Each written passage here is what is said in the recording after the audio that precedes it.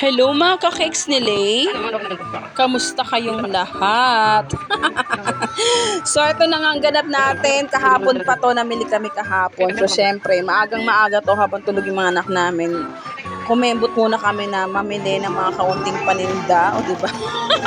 Kasama na yung panggamit at saka paninda at the same time yung mga lulutuin natin. So ito na nga, meron nga tayong cake order for today, ngayong Good Friday. So ano to, actually second time ko na tong ginawa, kaya lang yung first time hindi real na ribbon yung ginamit ko, kumbaga icing lang din. So hindi ako medyo natuwa nung una, pero umagri naman kasi sa akin si client. Pero ngayon, real ribbon na, talagang naghanap ako ng mabibilihan ng black na ribbon sa kasagsagan ng holiday, o diba?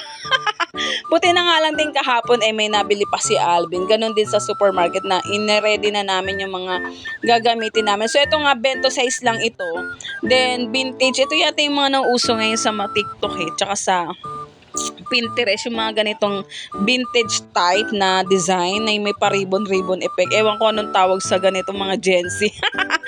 Ayan na nga, so ano lang siya, bento size lang siya at nilagay na lang namin siya sa cake board kasi kung sa burger box medyo hindi siya ganong kanos. Kung makikita ninyo, 3 layer na yung inabot kasi parang dinagdagan ko na rin siya. Then hinayaan ko na yan. Then ang icing ko dito, nilagyan ko lang siya ng ivory na food color na Chef Master para ma-achieve natin yung parang ganyang effect na cream or ivory nga.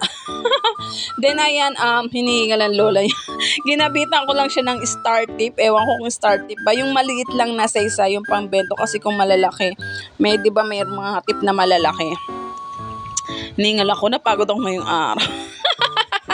Kasi mag-isa lang ako luluto ka, tapos may anak kasi di ba? Hindi rin ganun talaga Kaya as much as possible, ina-handle ko na magkaroon ng time management na walang malilate na cake. So napakaaga inuna ko to. Then hapon na to kinuha ni Sisi, yung umorder nito. Taga-Ugbo lang naman siya. So thank you so much, sis. Sana nagustuhan mo tong ating cake at sana mai-recommend mo ako sa mga friends and mga kakilala mo, di ba? Talagang nagpapursige recommend.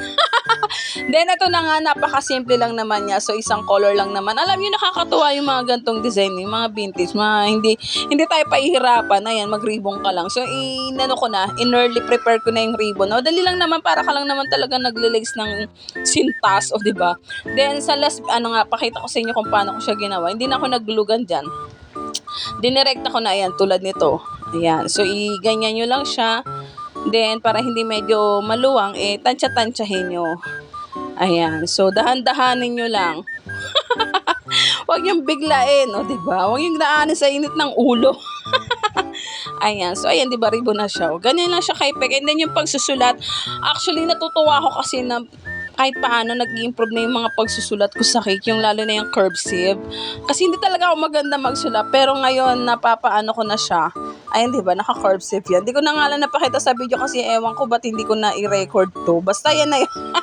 But anyway, thank you so much sa lahat na nagtitiwala sa cakes ni Lay. Then after nga nito na magawa ko nag-prepare na ako ng kaunting handdogs pasasalamat. Ayan nga, nagpa-karidad nga tayo ngayong araw. Ubi champurado na nga lang yung prepare ko kasi nga to, gaya na nga nasabi ko, wala tayong kasama. Ayan, but anyway, salamat po sa lahat ng sumusuporta sa cakes ni Lay, sa akin, sa aming munting negosyo. It's way of our lang naman ito.